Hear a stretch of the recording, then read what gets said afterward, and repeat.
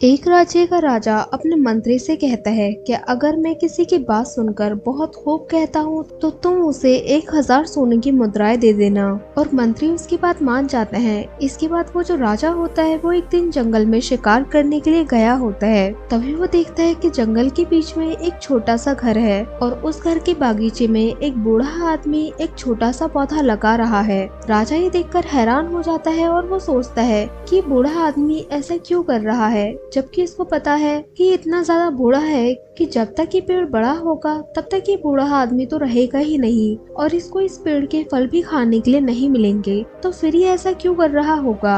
अब जो राजा होता है वो अपने मंत्री से कहता है कि इस बूढ़े आदमी को हमारे सामने लेकर आओ। अब अगले दिन जो राजा होता है वो अपने दरबार में बैठा हुआ होता है और जो उसके सिपाही होते हैं वो उस बूढ़े आदमी को लाकर राजा के सामने पेश करते हैं। अब जो राजा होता है वो उस बूढ़े आदमी से पूछता है कि आप मुझे एक बात बताइए कि आपकी उम्र कितनी है। वो उससे कहता है कि 81 साल। और वो उनसे पूछते हैं कि आपको क्या लगता है कि आप आने वाले कितने समय तक और जिंदा रहेंगे। तब बूढ़ा आदमी कहता है कि इस बात का तो कोई भी अंदाजा नहीं लगा सकता है। हो सकता है मैं कल ही मर जाऊं या हो सकता है मैं कितने साल और भी जिंदा रहूं, लेकिन अगर मैं अंदाजन बताऊं तो मैं 2 से 3 साल तक और जिंदा रहूंगा। अब राजा उससे पूछता है कल जो आप अपने बागीचे में पेड़ लगा रहे थे वो पेड़ कितने समय बाद फल देना शुरू करेगा। तब वो बूढ़ा आदमी राजा को बताता है कि उस पेड़ पर लगभग 8 से 9 साल के बाद फल आना शुरू होंगे। तब राजा उस बूढ़े आदमी से कहता है कि जब आपको पता है कि आप उस पेड़ के फल खा ही नहीं सकते हैं तो आप फालतू में इतनी मेहनत क्यों कर रहे हैं।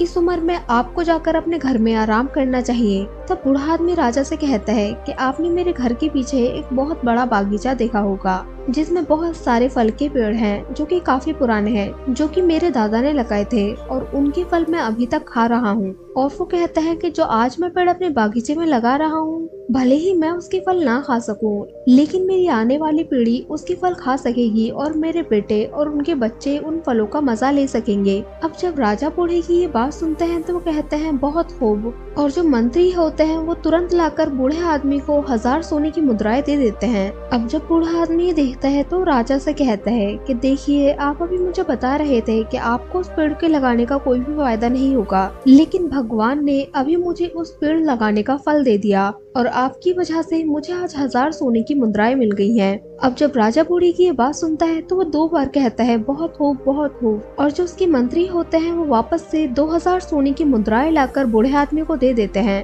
अब बूढ़ा आदमी ये देखकर और भी ज्यादा खुश हो जाता है और वो कहता है कि मैंने आज तक बस सुना ही था कि जो राजा होते हैं वो दिल के बहुत नेक और बड़े दिल वाले होते हैं, आज पहली बार देख भी लिया। अब जब राजा बूढ़ी की ये बात सुनता है तो 3 बार बहुत खूब कहता है और जो उसके मंत्री होते हैं वो 3000 सोने की मुद्राएं बूढ़े को दे देते हैं। अब बूढ़ा उन मुद्राओं को लेने के बाद बहुत ज्यादा खुश हो जाता है और खुशी खुशी यहाँ से चले जाता है। तो दोस्तों इस कहानी से हमें यह शिक्षा मिलती है कि कभी कुछ काम हमें खुद के बारे में सोचकर नहीं करने चाहिए और ना ही हमें लालची बनना चाहिए और सोचना चाहिए कि अगर हम ये करते हैं तो इसका तो हमें कोई भी फायदा नहीं होगा तो हम ये कर ही क्यों रहे हैं, क्योंकि हो सकता है कि जो आज हम काम कर रहे हैं वो आने वाले समय में किसी और के लिए अच्छा कर जाए। तो मैं आशा करती हूँ कि आपको इस कहानी से कोई ना कोई शिक्षा तो जरूर मिली होगी। धन्यवाद।